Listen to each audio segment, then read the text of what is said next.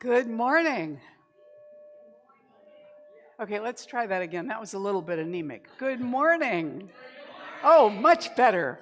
Welcome to Golden Gate Center for Spiritual Living. I'm Reverend Mary Marie Shelton, the community spiritual leader here. I'm delighted to welcome you, and particularly those of you who are online with us this morning as well. So this is a place that recognizes God in everything, including in everyone. So one of the things we do at the beginning of the service is just make sure to greet everybody. So I want to invite you to stand up, move around, introduce yourselves to anybody that you don't know, or welcome people back you haven't seen in a while, and just make sure everybody's feeling welcome. And the same for those of you online, welcome. You are welcome here. We're glad you're with us. Give yourself a hug, pour yourself another cup of coffee. In just a moment, the congregation will be back to sing the opening song.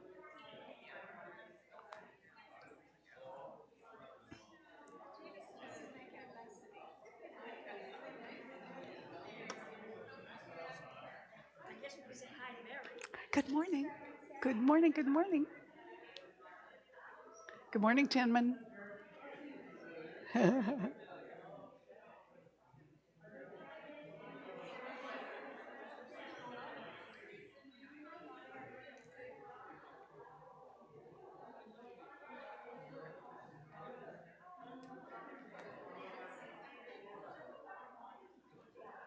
Lots of great good morning going on.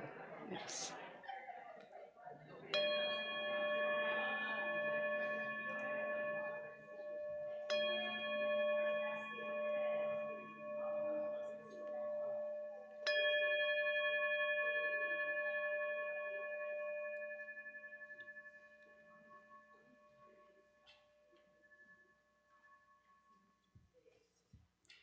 So this morning, we have Karen Drucker with us for music, not physically present here, but you can imagine her over here. You know, imagine our new music director over here at the keyboard. Just envision that person whooping it up and accompanying Karen this morning. But I want to tell you about Karen because she sort of amazes me. She grew up in Laurel Canyon during the time there were all those wild musicians in Laurel Canyon, and she was in fact Carole King's babysitter. So she learned how to play the piano. She taught herself how to play the piano on Carole King's piano. I mean, that's something I think she should make a big deal out of. I had to look it up to find this stuff, but that's how she started writing. Carole had moved her piano into Karen's bedroom while she was remodeling her house, and so she began to play the piano and write her teenage angst songs that are required if you're a musician at that age. But the other thing about Karen Drucker is that she absolutely loved Carol Burnett. So she went to every taping of her show on Friday night throughout junior high and high school. And when she was 13, Karen actually challenged Carol to a Tarzan call contest on her show, and Carol made it look like Karen won. So she became a competitive swimmer as a young woman, and she actually swam the English Channel. So her book, Let Go of the Shore, she knows what she's talking about, right? So Karen started her own TV show at age 21 because she'd come to San Francisco to sharpen her performance skills, and when nobody would hire her to sing, she started her own show. She came to New Thought here, and this was her first church, when Melissa Felipe invited her to come and do music. And Karen was kind of like, well, I don't know anything about it. And Melissa said, you know, just sing something positive, you'll do great. And so that's how it all happened. So let's stand and sing with Karen this morning, You Are Welcome Here.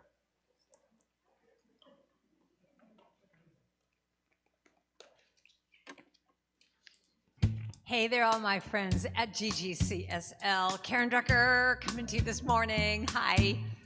So I was going to do a different song this morning, but then I thought, wait a minute, you're welcoming new members to this church and first-time visitors possibly. So this is the song I want to sing, that you are welcome here.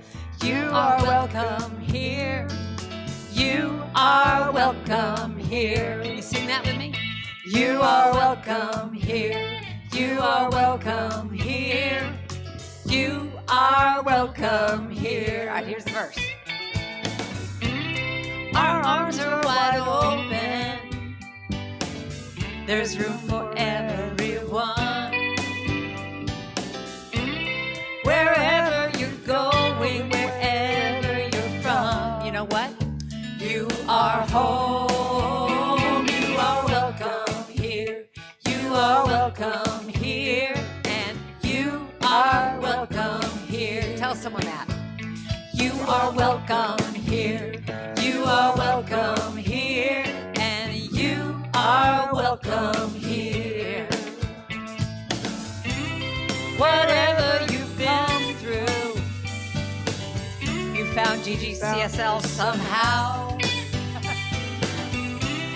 Wherever you are on your journey now, you are home. You are welcome here. You are welcome here. And you are welcome here. You are welcome here. You are welcome here. And you are welcome here. You are welcome here. You are welcome. Put your hands together now. Sing with me now. You are welcome here.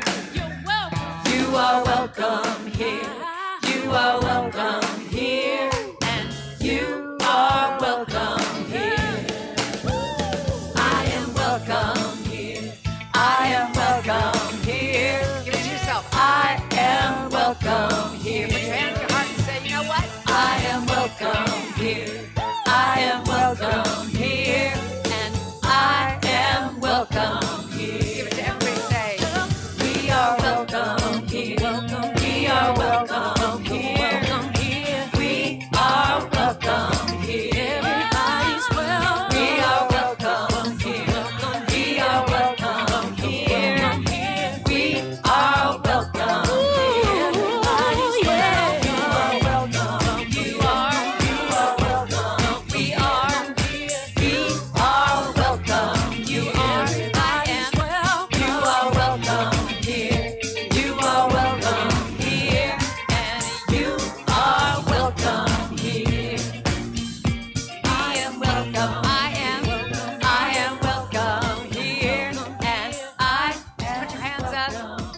Just say to everybody, we are welcome here. We You are welcome welcome here. here. You know what? This place, I am welcome here. Yeah. Good job. Thank you, Karen. All right. So this is the time that we begin to turn within. We've had an opportunity to say good morning to one another and sing together. That makes all of us present in the room because our voices have resonated here together. And when we come present in the room like that, we become a cohesive vibration together, including those of you at home who happen to sing. But at least you heard it, right? So you're a part of this too. And now we're going to take a moment to begin to turn within and center ourselves for the morning service. And so our morning prayer practitioner, Reverend Judith Fleener, is going to give us the opening prayer.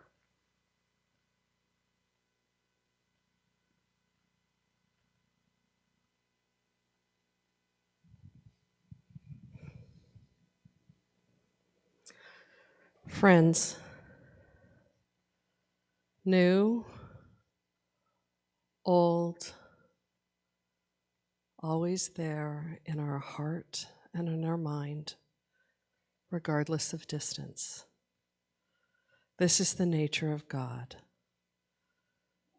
God within the very center of our being. God out into the farthest part of the atmosphere.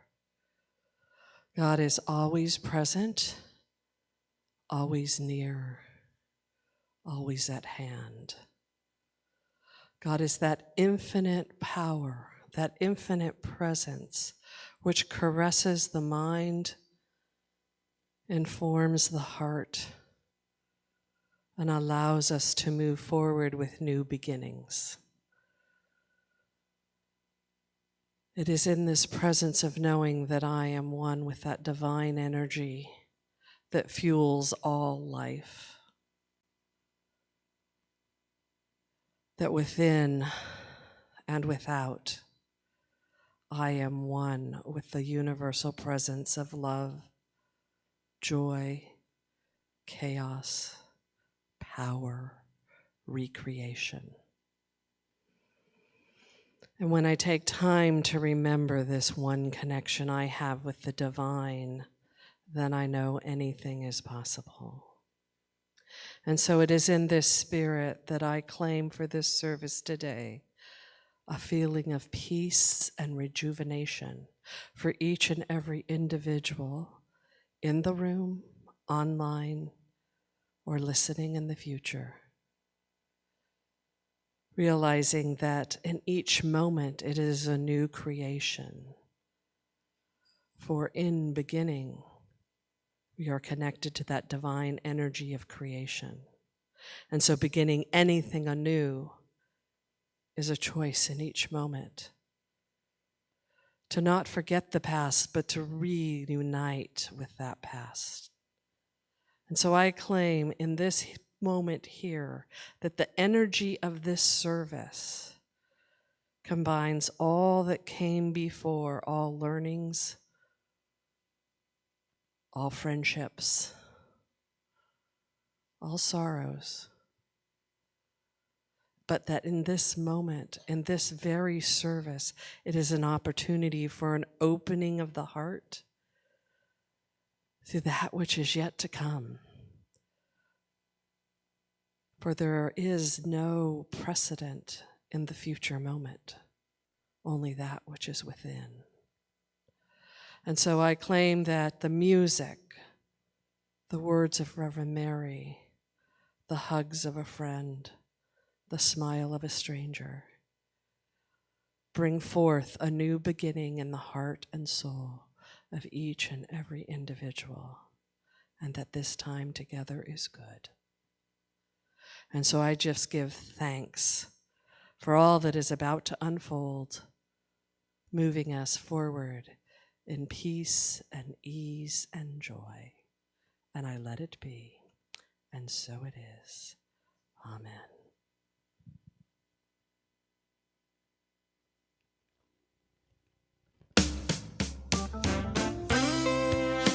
So today, we're going to be talking about peace and wholeness.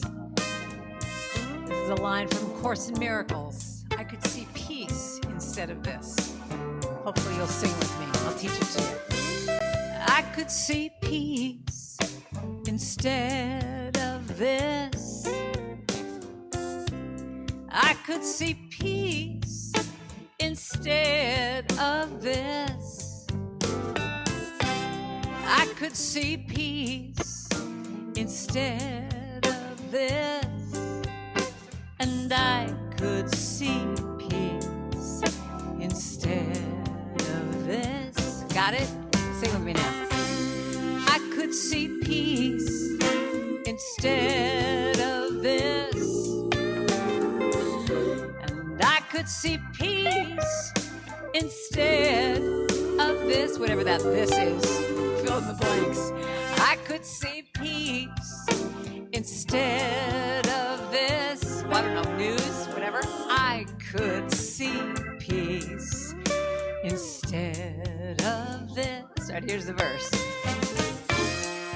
When I feel lost, I'm feeling where to go. It's always up to me.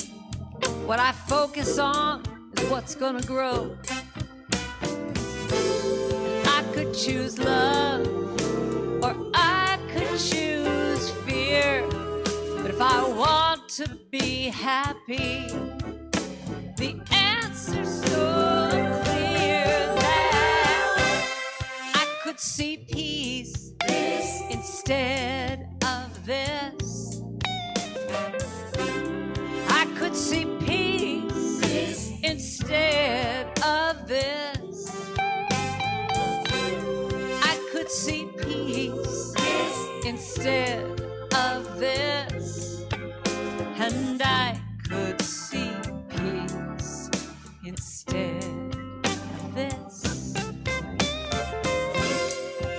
When I'm troubled, when I'm feeling so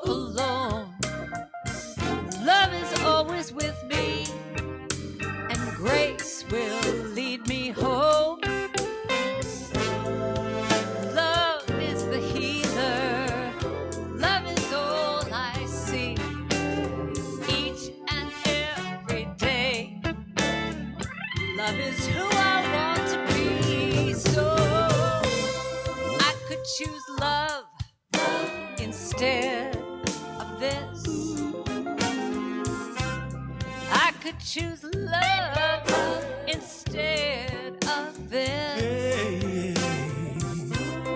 I could choose love instead of this. And I could choose love instead of this. Let's go back to peace.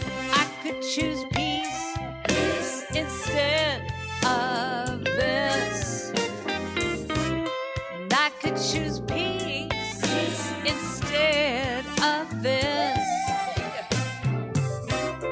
I could choose peace instead of this. And I could choose peace instead of this. I could choose love instead of this.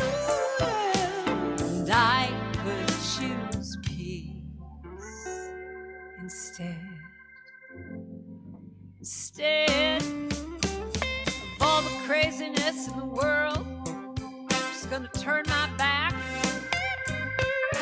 I'm gonna choose every day, every way. I can see it, I know it, I have it, I claim it. Feel that peace right now. Oh, I can choose it every moment. I can choose to turn down the news when it gets crazy. Just go la la la la la la la la. I can choose the peace and joy and love and calm. That's what I'm gonna choose every day. I can choose, you can choose, we can choose every day. I can choose, we can choose, you can choose. Peace, peace, peace.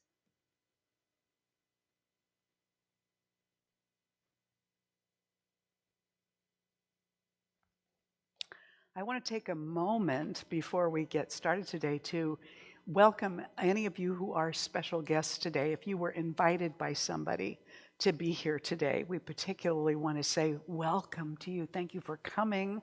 Thank you for braving discovering something completely different from maybe what you've been used to. So we're delighted that you're here, and there'll be more information later on in the morning, but please stay after the service and partake of coffee and snacks with us. We would love to have you do that. And thank you all who brought guests today. We really appreciate that. Now, this is the year of a grand rising, which is the way that some young African Americans greet one another. Grand rising. It means this is the time. Step up, shine your light, be bright. A grand rising. We want you to step up into a greater awareness, a greater aliveness. And so that's kind of our theme for 2024 throughout Centers for Spiritual Living. This month in September, our theme has been from pieces into peace. And so moving into a greater sense of peace and wholeness is where we are this morning, choosing to go deeper into that peace and wholeness. And as we begin to do that this morning, I first want to recognize that we have brand new members today. And so Karen Frost, our Leadership Council President, or as she prefers, Chair, and who is also a licensed practitioner, is here with me this morning, and we are going to invite our two new members now to come on down to your seats in the front row so that we can acknowledge and enjoy your beingness and your presence.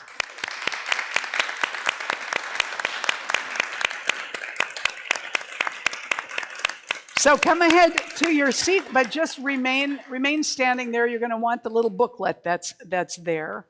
One of the things that we do when we welcome our new members, let's see, how did I do this? I'm going to have to skip over this to get there, I betcha. Here we go. New member welcoming Sunday. So all those of you that have been through this kind of know what the drill is like. It shifts a little bit from time to time, but this is basically our plan of welcoming. And what we do always is we charge the new members to be a part of Golden Gate by recognizing and joining with us in holding our shared values, our mission, and our vision.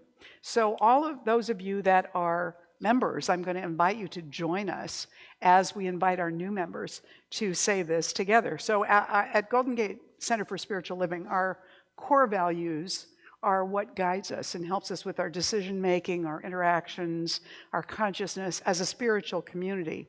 So if you're choosing to commit yourselves to our shared values, please read them with us now.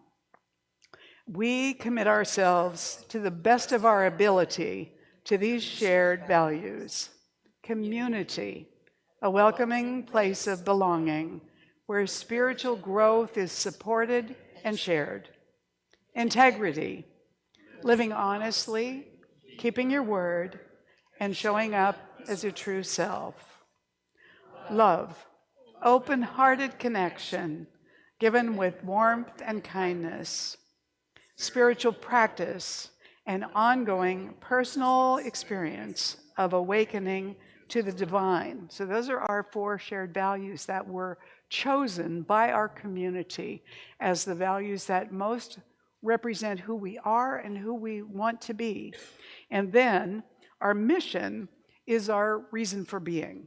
So it grows out of the core values, and it's also the way that we express them.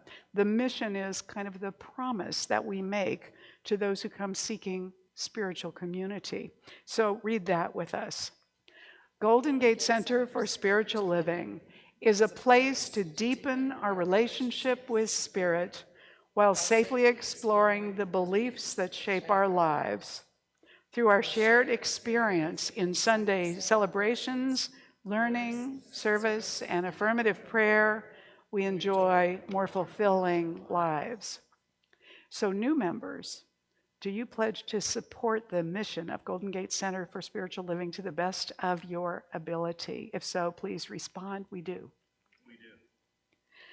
And our vision statement then evolves from our mission statement. It's kind of the big picture for us of the future, how we plan to live our values and our mission. So let's read that together. Golden Gate Center for Spiritual Living is a home of belonging for spiritual deepening, loving connection, and inner healing. We are here to experience, express, and witness a renewal of the deep, rich, familiar connection between us, our planet, and God. So new members, do you pledge to participate in the work and play of living the vision statement of Golden Gate CSL to the best of your ability? We do. All right. Do you promise to honor your own sacred path and to use the spiritual practices that help you to discover and follow that path so you can fully live the life that you came to live? We do. Karen, this is your section right there. I get a section yes. on my own. Okay. I suppose I should be online first. It would be good. It would be good. Okay. Those online can now hear you. Now those online can hear me. Isn't that yes. exciting? So this is also for the new members, but do remember, as for all members, you need to be reading this, hearing this as well, and renewing your commitment as too. So it's always okay if you want to say we do as well as members of our community. So members are the voice of this spiritual community. You are the ambassadors of the science of mind teaching in the larger community. You, every single one of you, are the backbone here as volunteers of the sacred service. You, out there, all of you guys, are our leaders, inspiring others through your vision and active support of Golden Gate Center for Spiritual Living. Do you promise to uphold the practice of these principles in your daily lives? If so, say, we do. Thank you. And you also have I this go little bit. over to here now. Okay. Yeah. Okay. If you have a differing opinion, because we are all human, do you promise to meditate first, think second, and speak last? If so, say, we do. Thank you. And do you promise to give your time, talent, and treasure to this beloved activity known as Golden Gate Center for Spiritual Living. This last bit is mine. It's yours. We're back to you. You have pledged your commitment to Golden Gate Center for Spiritual Living, to its values, mission, and vision. You've pledged your time, talent, and treasure to its expansion and growth. And so we are all delighted and honored to welcome you as new members of Golden Gate Center for Spiritual Living, with all the rights, responsibilities, and privileges of that membership, Julia Casillas and Kyle Birch. And our job now, yes! Woo-hoo!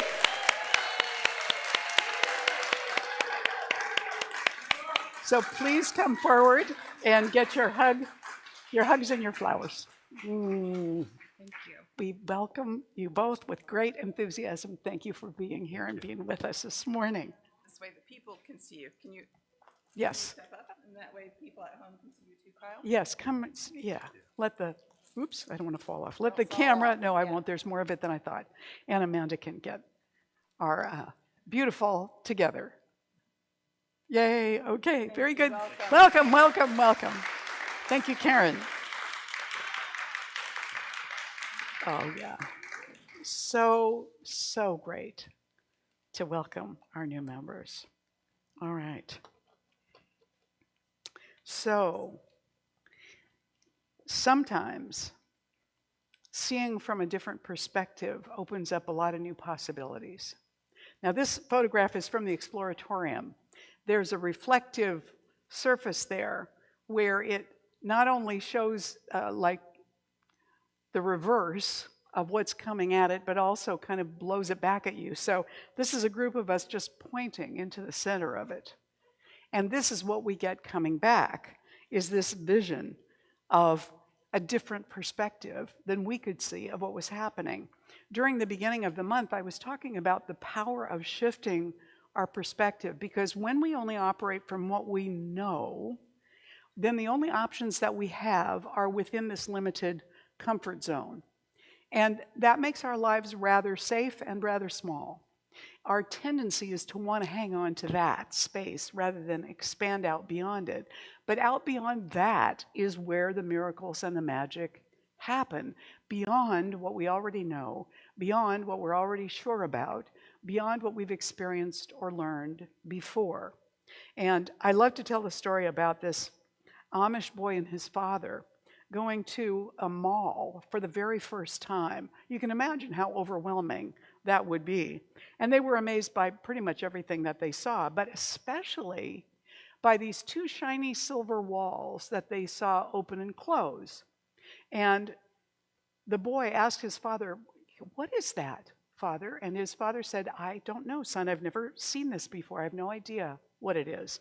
So they watched, wide-eyed, as a little old lady who was limping slightly with a cane walked up, pushed a button, and the walls opened, and the lady walked into a little room. And then the walls closed, and the boy and his father watched the numbers light up, going upward above the elevator. And then they watched them coming back down again. And when the numbers got back to 1, the walls opened up again, and a beautiful 24-year-old woman walked out. And the man turned to his son and said, "Son, go get your mother." Sometimes when we experience something that's different than what we've ever experienced before, our interpretation of what it means might not be what everybody else sees, but it might open up something new for us in the process. Now, I think going forward, if what this implies actually happened, I imagine he'd be maybe a little surprised or disappointed, but nevertheless, it opens up a new possibility. And that's always true with everything. We know if we step into the unknown, if we step into a new possibility, there's kind of an equal chance that it'll be amazing, or it'll be a dud, or it'll go very badly, but we don't know what's going to happen on that continuum from fabulous to oh no. And so we are encouraged to take the chance. There is something in us as human beings that is curious, that wants to know more, that has a tendency to step forward into that unknown, even if we sneak in, even if we just ooch in there slightly. and allow ourselves to be bigger. When my son was about 2 years old, we were visiting his grandparents, his paternal grandparents. And my father-in-law at that time was a retired Air Force colonel. He was a very stocky man, and he was bald. And Luke was, little 2-year-old guy. And Papa picked him up like this in the air. And Luke was stunned. And he said, "Papa, what happened to your hair?" And my father-in-law started laughing. And he said, "Well, I don't know, Luke. What's happened to it? Has it disappeared?" And there was a whole moment of delight over that discovery that perhaps some people didn't have hair. And that was completely new to Luke at age 2. So he learned something that day, at least in relationship to his grandfather, that Grandpa didn't have hair. Now, the story I'd actually heard about that earlier from my former husband, my husband at that time, was that in the service, at one point, his father was supposed to get a new ID card. And so he had gone to, wherever the officers go to get their ID cards. And there was a second lieutenant there typing out the cards. And so he said, color of eyes, blue. My father-in-law said he put in blue. Color of hair. Well, my father-in-law, with a completely straight face, declared his hair was clear. Now, my husband at the time said, when a full bird colonel tells you that his hair color is clear and you're a second Louis, you type clear on the ID card. And so for however many years it was, his ID card said color of eyes, blue, color of hair, clear. Something unexpected, something new that has to be adjusted to, has to be adapted to. And so choosing to go deeper in the moment is not necessarily something that comes to us automatically. It is something that actually requires a little more from us. So it requires a certain amount of attention. If we want to make a shift, we have to pay attention to where it is we want to go. Otherwise, we just sink back into what we've been doing all along. We also need to have a sense of intention. This is where I want to go. So I not only have to put my attention there, I have to intend to go in that direction. You with me here so far? Right? So those things have to happen. We have to have a sincere desire to stretch and grow, to motivate us to go toward that. We have to be that interested, that curious. And then it requires practice, because we won't always be good at going toward that. We will find that there are times that we're tired, or we want to abandon it, or we just don't want to do it. And if we're in the practice of it, we might go forward a little bit more easily than if it's more sporadic. So practice helps us make that shift, make that change. It also requires committing and recommitting. So when I do a wedding ceremony, one of the things I often say is that the marriage comes, the actual marriage between the two people comes in their choosing and rechoosing to be together. It's a daily process that becomes a life or a habit, the choosing and choosing again. So the importance of recommitting to whatever that intention is, to whatever that vision is, allows us to carry it forward. And of course, as we know, repetition is magic. The more we do it, the easier it becomes. Our brains are constructed to assist us with those patterns to learn, and geographically, the brain actually adapts to those patterns so that we find it easier to repeat what we've learned, whether it's driving or a different language or changing our minds about something. So choosing to go deeper is not automatic. It actually requires effort. It does. Now, sometimes in New Thought, we tend to think that effort is a no-no. Like if you're efforting, you're doing it wrong. I don't know, anything I ever learned, I had to put a certain amount of effort into to really learn it. I had to practice it, right? I mean, it's very little that we do automatically well the first time. It's a great relief when we do. I was 10 years old before I learned how to ride a bike. But once I'd learned, you couldn't keep me off the thing. So it evolves, you know? Do you remember learning to tie your shoes? We who are of an age before Velcro. Do you remember learning how to tie your shoes? Do you remember learning how to ride a bike or how to blow bubbles in bubble gum without spitting your gum across the room? Or how to whistle? I used to work for a fellow who could whistle all kinds of little trills and stuff. He had the most amazing ability to whistle anything, you know, as he would say, ad nauseum. It was amazing. You know, I could whistle a tune, sorta, but that was it. So we all have things that we learn to do to a greater or lesser degree, but they all require a certain amount of intention and effort and practice to do those things. And when we're watching other people and they are not good at something, or we very much disagree with them, it's because I think we as adults tend to think of ourselves as baked. You know, we're done, we're cooked, we're fully formed. Most of us are really kind of half-baked. So when we see somebody whose life doesn't look like we think it should, no matter how old they are, or who doesn't choose what we would choose, or who actively believes things that we can't imagine why or how they could believe those things. What we have to remember is that they, like us, are in a process of learning and growing, and no matter how shut down any of us get, the world keeps inviting us, the universe keeps inviting us to check this out, to re-examine that thought or that belief, to find out what more might be available.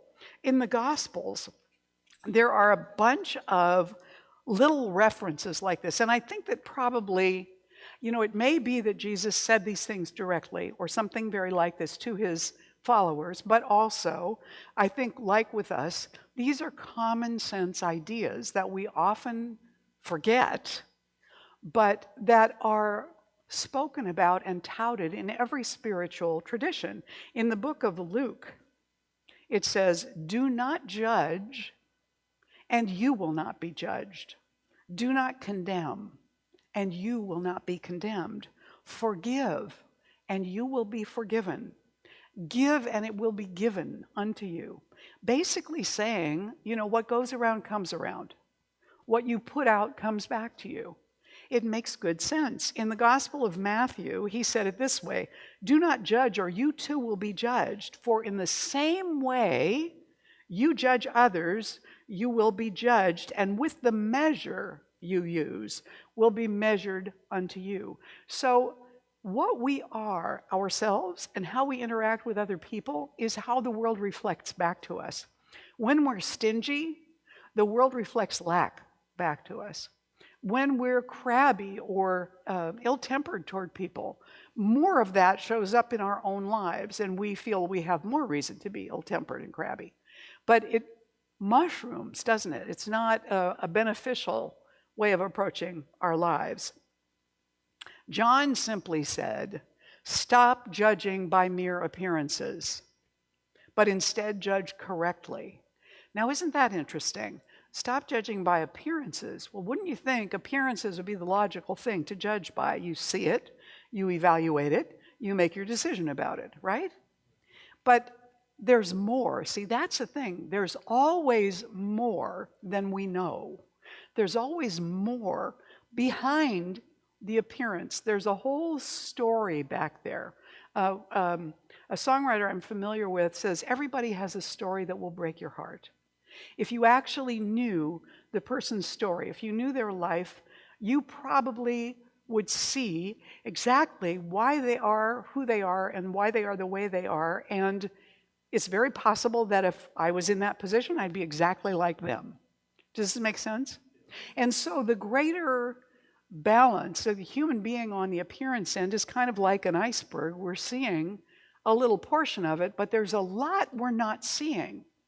there's a lot that's beyond the appearance. So I often tell people in foundations class, our purpose with our form of prayer is to change the focal length of what we're looking at. So if you've ever used a camera that has a lens where you manually adjust the focus, and I know some of you have, you can either focus really close on the foreground and have everything back behind it be kind of blurred, or you can focus on the background where the foreground becomes blurred, or you can put the focus on infinity, which kind of evens it out and it's all more or less visible, right? So we're mostly, as human beings, focused with a short focal length on what's right there, what can be easily observed and anybody could see, yeah? But what we want to be able to do is take our faith and focus on the spiritual truth that's behind that appearance. Now, what is the spiritual truth behind that appearance? It's more than the person's story. It's more than their behavior, their attitude, their words, even their actions. That spiritual truth may be something that's hidden even from them, and it is the truth of wholeness. Because that exists in everyone and everything, even when it's not at all visible, even when the person involved has completely forgotten that part of themselves or lost track of it or had it taken from them apparently a long time ago. And just having one person pause long enough to focus on that spiritual truth and regard that person with dignity, to treat them with respect, to listen, to give an opening, even when we don't agree with them, to treat them in that way from that spiritual truth. That opens up a new possibility for them and for us. I see sometimes with people who are dying, as they are preparing to leave their physical container behind, people who are aware that they're in that process, that I sometimes see that there is an opportunity that happens there for them and they take it, which is an opportunity for a kind of opening into a greater awareness of who they are and what this is about, whether they can articulate it or not. Something happens. I remember a man from many years ago who had no particular belief. He had been a very kind of gruff, difficult fellow. He had 5 kids. He also had 5 brothers and sisters. They were Germanic background and very stoic. They didn't engage in a lot of, warm fuzzies or talking about their feelings or any of that kind of stuff. And he had always been a miserable patient. Like, the kind of person who, with a hangnail, they drive you crazy because they can't stop focusing on it. That's the kind of patient he had always been. And yet, with cancer, something had shifted. He began to treat his family gratefully for every little thing they did for him, to be patient, to soften. And his wife said to me, "I'm angry. I'm really angry that his kids did not get to meet this man earlier in his life and have him for their father. I'm angry that we just have this little bit of time now, that's all that's left." And he had not talked yet, the man who was dying had not talked yet to his mother. He said to me, "I've talked to my brothers and sisters. They know I love them. I've talked to my kids and my wife, and I'm at peace with everybody, but I don't know what to say to my mother. So I haven't talked to her about this." And I said, "Well, you maybe could just tell her that you're sorry to be leaving her, that she's important to you." And so he thought about that. And I understand from his wife that he did call her shortly after that, and they had a heartfelt conversation. This man, whose heart could not be softened in any other way beforehand, perhaps because it didn't seem manly to him, or maybe it didn't seem appropriate, I have no idea. But something opened, and he, in spite of all appearances to the contrary, was ready to take that opportunity. And I don't think we have to wait until we're dying to take that opportunity to open up to a kinder, softer, more forgiving regard for ourselves and for other people. I want to invite you to think about that. Most of us in religious science have at least stepped over the doorway of that and found ourselves opening more than maybe we would have earlier in our lives. One of the things I've noticed over the 38 years that I've now been in the ministry is that I'm less defended and defensive than I was when I was young or at the beginning years of my ministry. Now, don't hold me to that, because for sure you'll confront me and I'll get all defensive. But I am mostly better. I am mostly better in that way. Our founder, Ernest Holmes, said, "We are told that God will forgive us after we have forgiven others." This is a direct statement and one that we should ponder deeply. Can God forgive until we have forgiven? If God can work for us only by working through us, then this statement of Jesus stands true and is really a statement of the law of cause and effect. We cannot afford to hold personal animosities or enmities against the world or individual members of society. All such thoughts are outside the creative law and cannot be taken into the heavenly consciousness. Love alone can beget love. People do not gather roses from thistles. And so what's really true is we teach that God doesn't need to forgive because God was never offended. God knows the truth. God sees through that short focus to the infinity focus. God sees our entire process, our entire story, knows us better than we know ourselves, intimately well, and loves us unconditionally anyway. Loves us unconditionally. The forgiveness part of it is the work that we need to do in order to allow ourselves to receive the influx of that incredible love and well-being and wholeness and peace that are our natural state and birthright.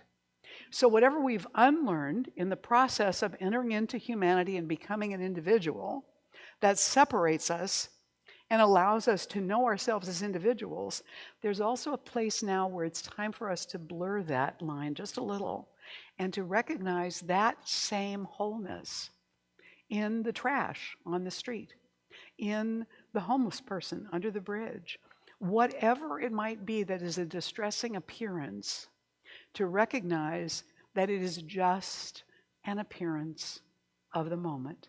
It's not the essential or permanent truth of reality or of that individual or of us.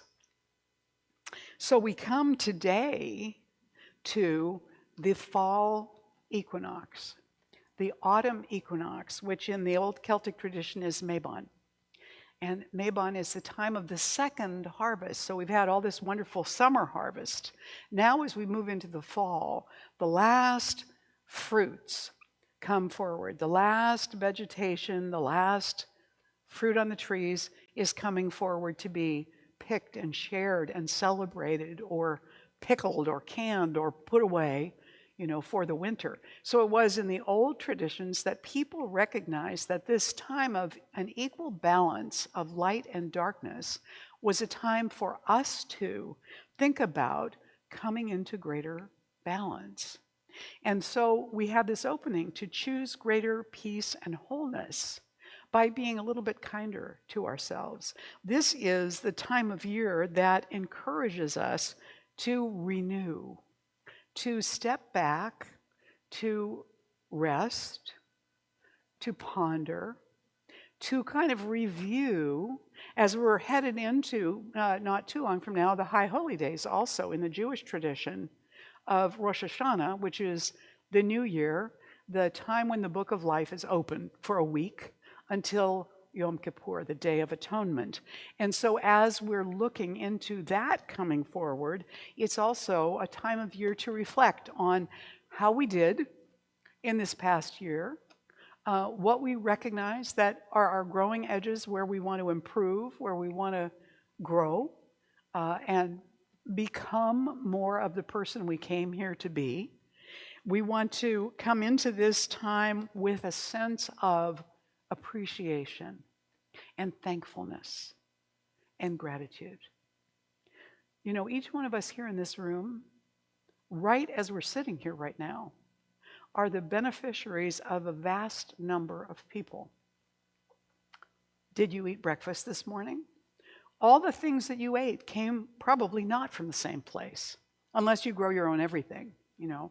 But your bread came from one place, your fruit, your eggs, your cereal, your toast, you know, whatever it was. And then anything you put on those things, that came from somewhere else. What you're wearing today, everything you're wearing, was made somewhere by somebody. Somebody wove the fabric, somebody made the pattern, somebody stitched it together, somebody bought it, somebody shipped it, somebody stored it someplace where you could see it and choose it, or it could be given to you. Somebody built this building. Somebody hung these little twinkle lights. Somebody installed everything here. Think of how many hundreds of people we're talking about just for those of us that are online here and in this room. It's an enormous number of people, and every one of them was dependent on at least as many people to do what they did to get whatever it is that we've used or experienced right here.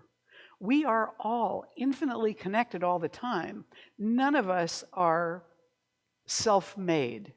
There's really no such thing. It's a great myth. It's a lovely idea. It just isn't real. It's not true. So one of the resources online says Mabon is a seasonal holiday honoring the fall equinox. It's the time to honor the bountiful harvest, express gratitude for the abundance of the earth, and find balance within ourselves. Gratitude lies at the heart of these celebrations. So I want to conclude with a little story today. This comes from a book called Zen Flesh, Zen Bones. A Zen master, Hakuin, was praised by his neighbors as one who was living a pure life. A beautiful Japanese girl whose parents owned a food store lived near him. And suddenly, without any warning, her parents discovered she was with child. This made them very angry. She would not confess who the man was, but after much harassment, at last named Hakuin. In great anger, the parents went to the master to confront him. "Is that so?" is all he would say. After the child was born, it was brought to Hakuin. By this time, Hakuin had lost his reputation, which did not trouble him. And he took very good care of the child. He obtained milk from his neighbors and everything else he needed. A year later, the girl mother could stand it no longer, and she told her parents the truth. The real father of the child was a young man who worked in the fish market. The mother and father of the girl at once went to Hakuin to ask his forgiveness, to apologize at length, and to get the child back. Hakuin was willing. In yielding the child, all he said was, "Is that so?" This is the open-heartedness, even in the what could have been heartbreaking on both ends of that. The Zen message is about flowing with what occurs and letting go when letting go becomes the appropriate thing. This is not easy to do. Have you noticed? I always think the theme of my life is letting go. You know, always, if anything comes up that is a conflict, probably the result and the resolution for me is to let go. Generally, not always, but probably the majority of the time. I won't say that's true for you, but this is the way forward into that opening, into that forgiveness, into that willingness. So let's take a moment now and anchor this in consciousness together. So turning within, I recognize and know at this moment that there is a presence, a vast consciousness, and infinite intelligence that permeates everything that is. It is the source and substance of all of it throughout history, everywhere, every time, everyone, every place, everything. And it is right here, not only around me, but within me, as me. And what is true of me is also true of all of us. That we are that presence manifesting itself in all that is and in each one of us. We are individualized expressions of that presence. So in gratitude and awe, we accept that inheritance of love, of peace, of wholeness, regardless of appearances. We call that forth in our hearts, in our minds, that we might regard everything with that wholeness and be willing and able and empowered to let go of our attachment to appearances that look different than that. I declare that in consciousness now, any belief in the mere appearance is dissolving into its native nothingness, that our vision is being sharpened, that our spirits are being quickened and uplifted into a greater willingness, a deeper love, a more encompassing forgiveness and peace. We claim this wholeness, this peace together with great gratitude. And so we let this prayer go into the creative law of mind and spirit, where it is brought forward into form and being and experience. We let this go and let it be. And together we say, and so it is. Yes. Please stand and join me for the morning affirmation.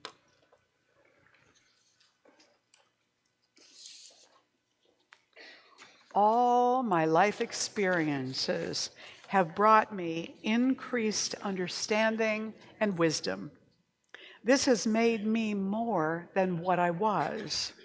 I am expressing more wholeness, more compassion, and more peace. And so it is. You may be seated. This is our time of sacred giving. Now, if you're with us for the first time this morning, your presence here with us is your gift, as is true of all of us. But we like to bless the offering that has been given and the offering that is being given in this room this morning. And so we do that with a special blessing. If you want to text a gift, those of you online or here, if you want to text a donation to Golden Gate today, the number is up on the screen. Just text the dollar amount you want to give to that number and then follow the directions. And it'll be easy to accomplish that, and we thank you. And for the rest of us, and for all of us, we want to bless the offering this morning. That is, if you have a physical offering present with you, or just to bless what you have given and yourself. Take your gift, hold it over your heart. And if you're just holding your hands over your heart, you are that gift. Do that. Hold your hands over your heart as we say this giving affirmation, this blessing, together. This gift I give is God in action. I now send it forth to bless and to prosper. I know that everywhere it goes, it is creating a world living in love. One alert and one thought at a time. And so it is. Go ahead. So here's a brand new little chant for you. Let me teach it to you. I hope you'll sing it with me. It just says, peace begins with me. Peace begins with me. When I come from peace, peace is all I see. Peace begins with me. Isn't that the truth? Peace begins with me. That line again. Peace begins with me.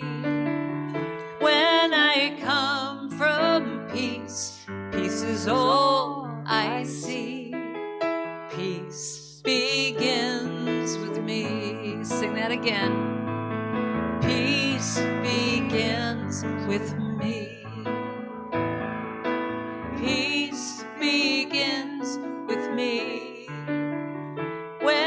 I come from peace, peace is all I see. Peace begins with me. Let's go to love. And love begins with me. Love begins with me. When I come from love, love is all I see. Love begins with me. Let's do that one again. Love. And love begins with me. Love begins with me. When I come from love, love is all that I see. Love begins with me. Let's do joy. And joy begins with me. Joy begins with me. When I come from joy, joy is all I see. Joy begins with me. All right, let's go back to peace. And peace begins with me. Peace begins with me. When I come from peace, peace is all I see. Peace begins with me. Let's do it one more time as a prayer. Peace begins with me. Peace begins with me. When I come from peace, peace is all I see. Peace begins with me. And love begins with me. And love begins with me. Peace one more time. Peace begins with me.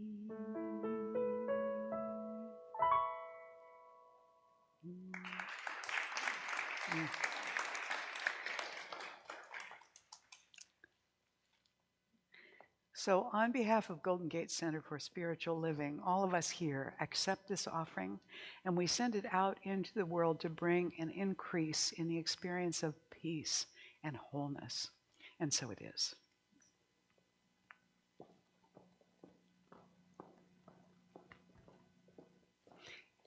So if you are with us for the first time this morning, if you were a guest of someone this morning, you got a little packet already when you came in. But we do have new visitor packets at the back table. We have at least one. And it has a blue card in it that says, welcome. Take the blue card out, fill it in, give it to Galen back there, and she's going to give you a little book as a gift. It is our thank you for being here today. It is our invitation to you to come back and be here often with us in the future. And even if the new member packets or the new visitor packets are missing, the welcome packets, and if you're here for the first time, go back anyway and tell Galen and get a book. Oh, good. You get everything without the envelope. Just no envelope. Okay, good. So we're handled. We have everything but the envelope. Okay, good. That's great. So do go back, talk to Galen, and please, all of you, take some time to meet our new members. Julia's going to be putting food out in just a minute because she's already engaged on a Sunday team. And so please stay, meet Kyle, meet Julia, have some coffee, have some dessert, have some snacks, and schmooze. That's what we're here for. All right? Also, I want to thank everybody who participated in putting everything together this morning. I want to thank Leslie Giannetti for the beautiful altar.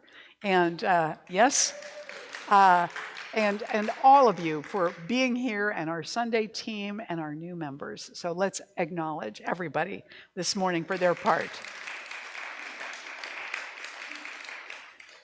All right. This is what we saw this week. Up in Washington, this is my son and his sons, which he finds astounding that he can actually say he has sons. Luke Shelton and Sons. Now, so that's baby Toby. I mean, no, that's baby Barrett.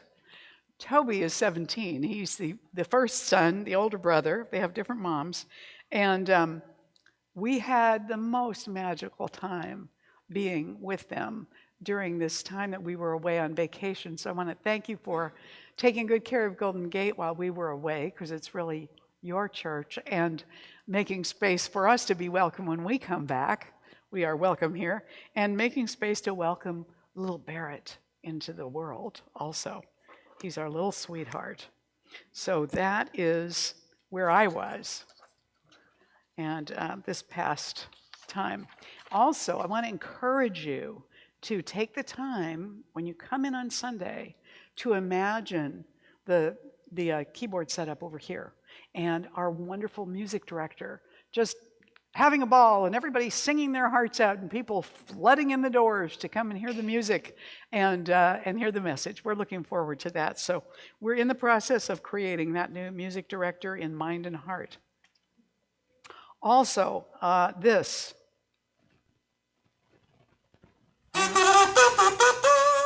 Hi there, everybody. My name is Karen Drucker. I'm Gary Lynn Floyd.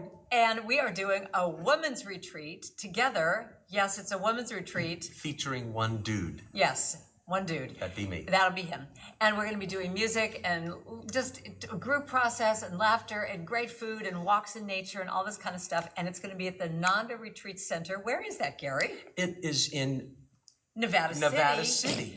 And that's, where is that? About 2 hours outside of Sacramento, Yeah, about an hour and a half outside of Reno. It's right in the middle. Easy to get to. And it's going to be October 25th through the 27th. But wait, there's more. If you'd like to begin your retreat a day early, we're going to have a concert on the 24th in Grass Valley at the Unity of the Gold Country. There you go. And we're doing that as a little optional thing if you want to come in early, and then you could have, massages at Ananda Village and take walks in nature that day. But then we'll start on Friday night. So this is Friday, October 25th through Sunday the 27th. And it's going to be a small, intimate group. So if you're interested, register early. And what else do I want to say? I just want to say I did this retreat last year, and it was a phenomenal experience to be the only dude in a retreat of women. Yes. I can't wait for this time.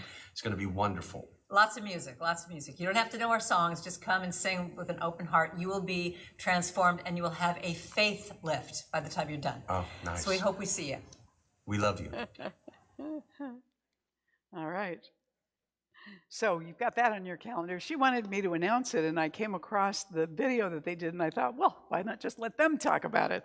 So they're doing that coming end of October. Also, we have a food bank opportunity coming up on October 8th. Ellen Nicosia, who is the coordinator for all of this, will need to know, if you want to be part of this team, she needs to know by October 1st, because she has to let the food bank know in advance. So it's just 2 hours. It's at the San Rafael warehouse. On a Tuesday from 12 to 2, and this one will be on Tuesday, from noon to 2, October 8th. Also, my class is beginning on Tuesday. It is based on Thomas Troward's book, The Creative Process in the Individual, and we will talk about Troward's ideas and how they line up with science of mind, or if they don't, in places where they don't. But Ernest Holmes took a great deal of his sense of the creative law from the teachings and the work of Thomas Troward. So we'll be looking into that. If you have taken Roots class, you've gotten a little bit on Troward in the past. This is a deeper dive. So if you find Troward difficult to read, join the club, everybody does. But there is something deep in what he writes and deep intentions in what he writes. So although there may be so many prepositional phrases, a sentence fills the page. If you can break it down and stay with it until you get through the whole sentence, it's mind-boggling sometimes what he's saying. So I encourage you to consider that. You can sign up at the back table. You can register online from our website. And I look forward to seeing you on Tuesday night. It's a 6-week class. Also, next Sunday, during the Sunday celebration, we will be doing the memorial for our prayer practitioner, Sue Ruda, one of our beloved practitioners who passed on earlier in the year. And her daughters, Davia and Mika, are making sure that there's a light lunch for us after that. So if you know that you're going to come next Sunday and you intend to stay for the lunch, please put your name on the list back there, because I have to give her the number today of how many we expect to have. Amanda, you're already on the list. I added you earlier. I saw you sneaking over there. Make sure you add your names to the list so that we'll have an accurate count for how much food we need on that day. And also, please remember that the Ukraine table is set up over here, where we're doing cards for the teachers and students in Ukraine. This war has taken a huge toll, as you might imagine, on them emotionally and physically. And this process that Reverend Barbara Leger has been doing with the kids in the schools, she's not doing it directly, it's curriculum that her group has produced for the schools, has been used with thousands of students now in Ukraine who are doing these practices of inner peace. And we want to encourage them and let them know that we're thinking and praying and remembering them. So please take some time to do a card. There are instructions over there for exactly how to do it. And the Ukraine team members will be over there also to make sure that you do it right. So make sure you stop over there before you get your coffee and cookies, or vice versa, so that we get lots and lots and lots of cards to send to them. And those will be going out sometime before Halloween. So we want to get them done as soon as we can. Please know you're always free to put a prayer request in the box. There are forms over there. The prayer box is on the practitioner table, but also that we always have at least one practitioner on duty to pray with you if you would like prayer following the service. And Joyce is here today. Stop over there to talk to Joyce, and she'd be happy to do a prayer with you. So I want to invite the practitioners now to stand and surround us in the room. I know we went long today. Forgive me. You get to practice what I talked about this morning right now. And we are going to enfold you now as we're praying. I'm going to pray, but this is all of us together, really. So go ahead and let this prayer flow toward you from everywhere. In this here and now moment, there is only one, and that one is joyous, whole, complete, and perfect. It manifests as everything and everyone. Therefore, we too are whole, complete, and perfect right now, just as we are, in spite of any ideas or appearances to the contrary. So we claim that great wholeness. We choose to live from that love and that peace. We allow ourselves to be infused with joy, with gratitude, with peace. And so we let this prayer go with an equal amount of divine gratitude and joy, and just let it be. And together we say, and so it is. Yes. Please stand now and join us for the closing blessing and song. And new members, I'm going to turn your candles off. There we go. You can just leave those under your chair. When we're done, we'll pass those on. Did I turn those off? No. Yes, they are. Yes, they are. Their lights are now part of all of our lights. So please join me in the closing blessing as we say together, I now walk so that whoever walks beside me dwells in the presence of God, and whoever places a hand in mine is lifted, and whoever thinks of me is illumined with God consciousness, for spirit and all people and I are one eternally. And so it is. We know this song. This is Stand. All right, I decided to do this song today because I think you know it. And for welcoming in some newcomers, let's teach them this song. It's so fun. It goes like this. Let there Can be you turn it up a little bit, Jim? I am a stand for peace. Let there be love. I am a stand for love. Let there be joy. I am a stand for joy. We are making a new world. Now that's the whole thing. Let there be peace. I am a stand for peace. Let there be